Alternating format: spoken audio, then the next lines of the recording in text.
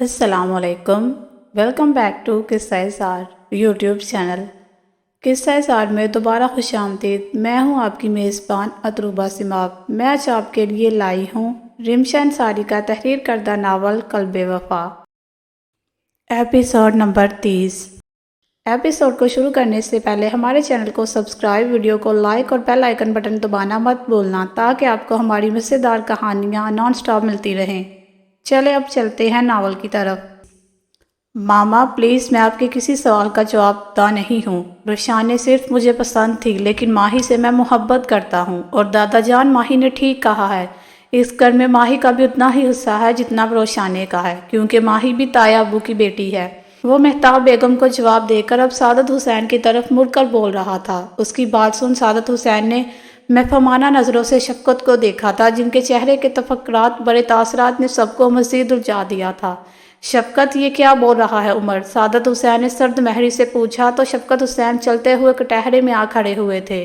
آج ان کا برسوں پرانا راز کھل گیا تھا۔ آج ان کے پاس کوئی بہانہ نہیں بچا تھا خود کو بچانے کے لیے۔ ابو جان، عمر ٹھیک کہہ رہا ہے، ماہی میری ہی بیٹی ہے۔ میں جب پڑھنے انگلینڈ گیا تھا تب میں نے صاحبہ سے شادی کی تھی، لیکن اس کے بعد آپ نے مجھے زبردستی پاکستان بلا کے میری نازیہ سے شادی کر دی تھی۔ شفقت حسین نے ندامت سے بتایا تو ایک بار پھر سب کی زبان گنگ رہ گئی۔ یہ کیا ہو رہا تھا؟ آج سعادت ویلا میں اتنے بڑے بڑے دفنائے راز کھل رہے تھے، 25 سال پہلے کے گڑے مردے اکھڑ رہے تھے۔ اس حقیقت پر روشان نے بھی اپنا دکھ بلائے اپنی ماں کا سوچنے لگی تھی تو یہ تھا اس کے باپ کا اصل چہرہ، جس نے پہلی بیوی کے لیے اس کی ماں کو چھوڑ دیا تھا۔ تو یہ تھی وہ بات جو نازیہ اسے بتانے سے کتراتی تھی۔ وہ ایک اذیت ناک آہ بھر کے رہ گئی تھی۔ رونے کی وجہ سے اس کا سارا میک اپ خراب ہو گیا تھا۔ نیند پوری ہونے کے بعد شایان کی آنکھ کھلی تو گھر میں غیر معمولی سا شور سن کر کمرے سے باہر آیا۔ وہ اس وقت بلیک کلر کی بنیان اور بلیک کلر کے ٹراؤزر میں ملبوس تھا۔ سونے کی وجہ سے اس کی آنکھیں سرخ ہو رہی تھی، لیکن کمرے کا منظر دیکھ کے اس کے چہرے کے تاثرات بھی سخت ہو گئے تھے۔ عمر کو اس حالت میں دیکھتے ہی وہ پہچان گیا تھا کہ عمر کیا گل کھلا چکا ہے۔ اپنے غصے پر ضبط کیے وہ روشانے کی طرف ہمدردی اور تعصب سے دیکھ رہا تھا۔ اپنے باپ کا سچ جان کر اس کی آنکھوں سے مسلسل آنسو بہہ رہے تھے۔ ایک دم سے کچھ خیال آنے پر وہ ہمت مجتمع کیے آگے بڑھی اور اپنے باپ کے سامنے جا کر کھڑی ہوئی تھی۔ اتنا سب کچھ بتا دیا ہے تو یہ بھی بتا دے سب کو کہ آپ نے آج تک میری ماما کو طلاق نہیں دی ہے۔ نہ وہ اپنے کسی عاشق کے ساتھ فرار ہوئی تھی اور نہ ہی انہوں نے کھلا لی تھی، بلکہ آپ نے اپنی پہلی بیوی کے لیے انہیں چھوڑ دیا تھا۔ آفرین ہے میری ماں پر کہ آپ جیسے انسان کا بھی وہ آج تک پردہ رکھتی آئی اور کسی کو ایک لفظ نہیں بتایا۔ شرم آنی چاہیے آپ کو، بلکہ مجھے شرم آ رہی ہے آپ کو اپنا باپ کہتے ہوئے۔ کتنا مان تھا مجھے آپ پر، اور آپ چھی چھی چھی اتنے گرے ہوئے نکلے۔ وہ سخت لہجے میں شفقت کے سامنے کھڑی چلا رہی تھی۔ بس اس کی باتوں کی تاب نہ لاتے ہوئے شفقت نے خوف سے حلق تر کرتے ہوئے ہاتھ اٹھا کے روشانے کے منہ پر تھپڑ مارنا چاہا تھا، جب شیان نے تیزی سے آگے بڑھ کر ان کا ہاتھ وہی روک دیا تھا۔ شیان کی اس جرأت پر سب اندرون دل تک محفوظ ہوئے تھے۔ شفقت حسین اس پر سب کے سامنے ہاتھ اٹھانے والے تھے، یہی سوچ کر وہ سہم گئی تھی اور شیان کے پیچھے چھپ کر کھڑی ہو گئی تھی۔ نہ تایا ابو، ہاتھ لگانے کا سوچیے گا بھی مت روشانے کو، ورنہ میں بھول جاؤں گا کہ آپ میرے بڑے ہو۔ سچ ہی تو کہہ رہی ہے وہ، آپ کو بالکل شرم نہیں آئی کسی معصوم کو یوں رسوا کرتے ہوئے اور اسے چھوڑتے ہوئے؟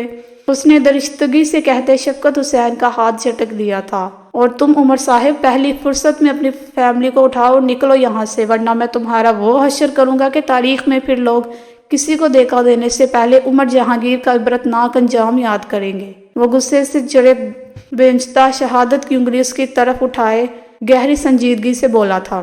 اس سارے تماشے پر سعادت حسین تو سر پکڑے صوفے پر بیٹھ گئے تھے۔ کچھ ہی دیر میں دنیا نے یہاں جمع ہو جانا تھا اور وہ سب کو کیا منہ دکھاتے۔ عمر کہیں نہیں جائے گا، یہ گھر میرا بھی ہے، اس لیے میری بیٹی کو پورا حق ہے اس گھر میں رہنے کا۔ اگر کسی کو اس سے اختلاف ہے تو مجھے میرا حصہ دے دو، میں اپنی بیٹی کو لے کر یہاں سے چلا جاؤں گا۔ شفقت حسین نے تیکھے لہجے میں کہا تو ان کی بات سن سب کا خون جل اٹھا تھا، مگر آگے بڑھ کر بولنے کی کسی کی ہمت نہیں تھی۔ یہ معاملہ اب شفقت حسین اور دادا جان کے درمیان کا تھا، لیکن وہ بھی شیان تھا، پر اعتماد اور کسی کے باپ سے بھی نہیں ڈرنے والا۔ لگتا ہے آپ نے سنا نہیں، دادا جان نے عمر کو جائیداد سے آگ کر دیا اور اس کے بعد آپ کا بھی بانڈا پھوٹ گیا، تو صاف بات ہے دادا جان اب آپ کو بھی جائیداد سے آگ کر دیں گے۔ وہ تمسخرانہ انداز میں کندھے اچکاتے گویا ہوا تھا۔ شیان کی بات سن کر عمر نے بآواز بلند اسے کچھ کہنا چاہا تھا، جب شیان نے اس سے بھی زیادہ بلند آواز میں اس کی بات کاٹی تھی۔ آواز نیچے رکھ کے بات کرو، مجھ سے اونچی آواز میں بات صرف میرا باپ کر سکتا ہے۔ وہ دانت پیستے غصے بڑی نظریں اس پر مرکوز کیے اسے تنبیہ کر رہا تھا۔ ماہی تو اس آفت لڑکے کو دیکھ کر ہی حیران رہ گئی تھی، جو بلا کا ہینڈسم اور ڈیشنگ تھا، اوپر سے اس کے برہم، اس کا اعتماد۔ عمر میں تو ایسا کچھ خاص نہیں تھا۔ عمر کی اتنی بےعزتی کر دی تھی اس لڑکے نے، اور عمر کچھ نہیں کر سکا تھا، وہ سوچ کر ہی کلس گئی تھی۔ میں تمہیں تمہاری جائیداد دے رہا ہوں شفقت، اپنی بیٹی کو لو اور چلے جاؤ، آج کے بعد تمہارا اس گھر سے اور رشانے سے کوئی تعلق نہیں۔ باقی عمر کا میں کچھ نہیں جانتا، یہ جہانگیر پر ہے کہ وہ اسے قبول کرتا ہے یا آگ کرتا ہے، لیکن آج کے بعد میرا عمر سے بھی کوئی تعلق نہیں۔ اس گھر کے صرف دو ہی بیٹے ہیں، خیام اور شیان۔ عمر کا نام اب اس فہرست میں نہیں ہوگا۔ سعادت حسین نے عمر غصہ ضبط کی اپنا فیصلہ سنایا اور اوپر کی جانب چلے گئے۔ کچھ پلوں کے لیے ماحول میں سناٹا چھا گیا تھا، صرف روشانے کی ہچکیوں کی آواز اور گھڑی کے ٹک ٹک سنائی دے رہی تھی۔ وہ زاروں کے تار اپنی قیمتی آنسو بہا رہی تھی۔ اس کا دکھ جان کر کسی میں اتنی ہمت نہیں تھی کہ آگے بڑھ کر اسے حوصلہ دے سکے۔ خود شیان بھی اس کے پاس کھڑے ہونے کے باوجود بھی یہ کام کرنے کی ہمت نہیں کر پا رہا تھا۔ اگلے پل سعادت حسین سیڑھیوں سے اترتے دکھائی دیے تو سب چوکنا ہو کے کھڑے ہو گئے۔ ان کے ہاتھ میں جائیداد کے چند کاغذات تھے جسے انہوں نے سرد مہری سے شفقت حسین کے منہ پر مار ڈالا تھا۔ اٹھاؤ اپنی جائیداد اور نکل جاؤ میرے گھر سے، تم باپ بیٹی شکل مت دکھانا مجھے اب۔ غم اور غصے کی شدت سے سعادت حسین کانپنے لگ گئے تھے۔ اس نے کیا سوچا تھا اور یہ کیا ہو گیا تھا؟ ماہی کی چال الٹی پڑ گئی تھی۔ اس نے تو کتنے آرام سے سوچ لیا تھا کہ اسے سعادت ولا میں جگہ مل جائے گی، مگر یہاں تو گنگا الٹی بہہ رہی تھی۔ دادا جان نے اس کے باپ کے منہ پر اس کے حصے کی جائیداد دے ماری تھی۔ چلو عمر اور ماہی تم لوگ میرے ساتھ۔ شفقت حسین نے جھک کر اپنے قدموں میں پڑے اپنی جائیداد کے پیپر اٹھائے اور ان کو مخاطب کرتے گھر سے نکلنے لگے۔ ان کی بات سن عمر نے جھک کر اپنی بیٹی کو نیچے زمین سے گود میں اٹھایا تو اس کی نظریں ایک دم ہی روشانے کے نینوں میں اٹک گئی۔ کتنی امیدیں تھی ابھی بھی اس کی آنکھوں میں کہ عمر اسے ابھی بھی اپنا لے گا، مگر سب فضول تھا۔ تنزیہ نظروں سے مسکراتے عمر نے روشانے کو دیکھا اور گود میں اپنی بیٹی کو اٹھائے ماہی کا ہاتھ پکڑ کر باہر نکل گیا۔ اس کے پیچھے شفقت حسین بھی لمبے لمبے ڈگ بڑھتے باہر کی طرف چل دیے تھے۔ عمر اس کے باہر نکلتے ہی روشانے نے صدمے سے ایک دل خراش چیخ ماری اور اپنا توازن کھو بیٹھی۔ اس سے پہلے وہ زمین بوس ہو جاتی شیان اس کو تھام چکا تھا۔ اس کی حالت دیکھ شیان اسے اٹھاتا مہتاب بیگم کے کمرے میں لے گیا تھا۔ پیچھے گھر والے بھی کمرے میں آ گئے تھے۔ وہ بیڈ پر ہوش سے بیگانی پڑی تھی کافی دیر تک۔ جب اسے ہوش نہیں آیا تو شیان نے ڈاکٹر کو کال کر دی تھی۔ کسی کے کچھ سمجھ نہیں آ رہا تھا کیا کرے، سب ہی عجیب کشمکش کا شکار تھے۔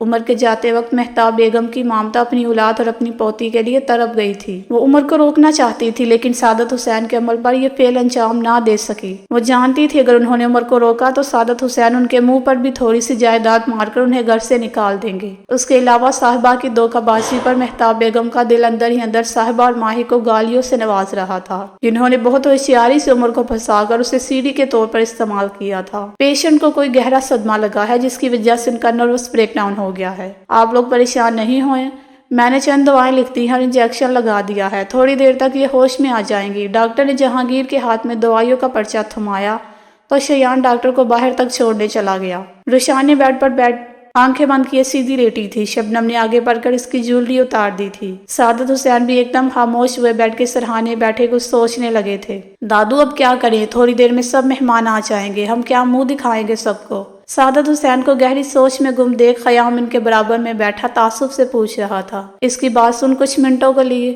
یہ سعادت حسین خاموش رہے تھے۔ یہ میری عزت کا سوال ہے خیام، میرے گھر کی پہلی شادی تھی تو میں نے بزنس، فیکٹری، رشتہ دار سب کو دعوت دی تھی کہ اگر آج یہ شادی نہیں ہوئی تو معاشرے میں منہ دکھانے کے قابل نہیں رہے گا یہ سعادت حسین۔ اس لیے میں نے فیصلہ کیا ہے خیام یا شیان کو روشانے سے نکاح کرنا پڑے گا۔ سعادت حسین نے سنجیدگی سے کہا تو خیام کو 120 والٹ کا گہرا جھٹکا لگا تھا۔ وہ اپنی جگہ پر منجمد ہو کے استفہامیہ نظروں سے دادا جان کو دیکھ رہا تھا۔ دوسری طرف عرش، شبنم اور مہتاب بھی اپنی جگہ سے ٹھٹکی تھی۔ لیکن دادو، محرمہ خیام سے کچھ بولنے کے لیے لب واقعیت جب دادا جان نے محرمہ خیام سرد سے اس کی بات کاٹ دی تھی۔ میں جانتا ہوں خیام تمہارے لیے یہ مشکل ہے، لیکن اس وقت میری عزت سے بڑھ کر میرے لیے کچھ نہیں ہے۔ اگر تم سے یہ نہیں ہوگا تو میں شیان سے روشانے کا نکاح کرا دوں گا۔ ابو ایسے کیسے؟ شیان سے روشانے تو شیان سے 3 سال بڑی ہے، پھر آپ ایسے کیسے سوچ سکتے ہیں؟ سعادت حسین کی بات سن مہتاب بیگم کے احتجاج بلند کیا تھا۔ مجھے تم سے اس جاہلانہ گفتگو کی ہی امید تھی مہتاب، پڑھی لکھی ہو کے بھی تم جاہل ہو۔ کس کتاب میں لکھا ہے کہ لڑکی بڑی اور لڑکا چھوٹا ہو تو شادی نہیں ہو سکتی؟ کیا تم نہیں جانتی ہمارے پیارے نبی صلی اللہ علیہ وآلہ وسلم نے اپنے سے بڑی عمر کی خاتون حضرت خدیجہ رضی اللہ عنہا سے شادی کی تھی۔ یہ تو ہمارے پیارے نبی صلی اللہ علیہ وآلہ وسلم کی سنت ہے اور ان کی سنتوں کی پیروی کرنا ہم پر فرض ہے، اس لیے میں آئندہ کے بعد کسی کے منہ سے یہ بات نہیں سنوں۔ سعادت حسین نے وضاحت دینے کے بعد سب کو گہری تنبیہ کر دی تھی۔ ان کی بات سن کر کونے پر کھڑی عرش کی آنکھیں آنسوؤں سے بھر گئی تھی کہ خیام بھی شش و پنج میں مبتلا تھا۔ آنکھوں میں مہر ماں کا چہرہ لہرانے لگا تھا۔ کیا وہ جی سکے گا مہر ماں کے بغیر؟ یہ سوچ کر ہی اس کی آنکھیں بھر آئی تھی۔ وہ کیسے رخسانے سے شادی کر سکتا ہے جبکہ وہ تو ہمیشہ رخسانے کو بہن سمجھتا تھا۔ اس کے دل و دماغ نے مکمل طور پر نفی کر دی تھی۔ وہ دادا جان کو صاف انکار کرنا چاہتا تھا کہ وہ رخسانے کی نگاہ نہیں کر سکتا، لیکن پھر اس کی نظریں اپنی بہن پر پڑ گئی تھی۔ وہ اپنی جنگاور منجمد کھڑی تھی۔ رخسانے کا نگاہ شیان سے ہو گیا تو عرش کا کیا ہوگا؟ وہ بھی تو بہت محبت کرتی تھی شیان سے، اور خیام کی تو جان بستی تھی اپنی گڑیا جیسی بہن میں۔ وہ کیسے اسے ٹوٹتا ہوا دیکھ سکتا تھا؟ اس کا سر چکرا کے رہ گیا تھا۔ دل و دماغ میں جنگ چھڑ گئی تھی۔ بالآخر دل کے آگے دماغ نے فتح حاصل کر لی تھی۔ نہیں دادو شیان نہیں، بلکہ میں تیار ہوں رخسانے سے شادی کرنے کے لیے۔ خیام نے نم آنکھوں سے مسکراتے اپنی بہن کو دیکھا تھا جو شوق سے خیام کو دیکھ رہی تھی۔ وہ اگر مجھ سے دور ہو گئی تو تمہارا بھائی مر جائے گا، خیام بچے گا نہیں، کہ الفاظ اس کے کانوں میں گونجنے لگے تھے۔ وہ جانتی تھی خیام نے اس کی وجہ سے یہ قربانی دی ہے، مگر وہ واقف تھی کہ اس کا بھائی مہر ماں سے کتنی محبت کرتا ہے۔ وہ سامنے بیٹھے خیام کی آنکھوں میں اذیت دیکھ سکی تھی۔ وہ اپنے بھائی کا درد سمجھ سکتی تھی، اس بھائی کا جس نے ہمیشہ اس کو بہت پیار دیا تھا، اس کے قدموں میں دنیا کی ہر چیز ڈال دی تھی۔ آج وہ بھائی اپنی بہن کی محبت کے لیے اپنی محبت کی قربانی دینے نکل گیا تھا۔ ایک بار پھر سوچ لو خیام، رخسانے سے نکاح کے بعد تمہیں اس کو سارے حق دینے ہوں گے۔ سعادت حسین نے تجسس سے پوچھا تو اس نے لب بھیجتے دھیرے سے سر کو جنبش دے دی۔ اس کا چہرہ ایک دم سے ہی زرد پڑ گیا تھا۔ جب اس کا بھائی اس کے لیے اپنی محبت چھوڑ سکتا تھا تو وہ کیوں نہیں چھوڑ سکتی اپنے بھائی کے لیے اپنی محبت؟ اور وہ کبھی اپنے بھائی کو زبردستی کی زندگی گزارتا نہیں دیکھ سکتی تھی۔ اس نے تو ہمیشہ خوشیاں مانگی تھی۔ جی تو فرینڈ، کیسی لگی آج کی ایپیسوڈ؟ کمنٹ سیکشن میں ضرور بتائیے گا۔ پھر حاصل ہوں گے ناول کی نیکسٹ ایپیسوڈ کے ساتھ۔ تب تک کے لیے اجازت، اپنا خیال رکھیے گا۔ اللہ حافظ۔